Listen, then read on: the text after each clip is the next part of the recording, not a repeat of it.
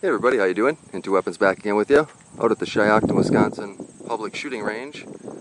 First time ever being shooting here, and got a lot of nice berm set up at 25, 50, 100. And the specialty here is what we're shooting at today is the 500 yard range.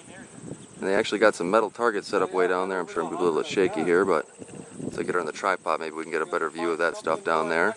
So that's the 500 yard range. We have some set up at the 300 yards. Out with a couple buddies here, doing some shooting.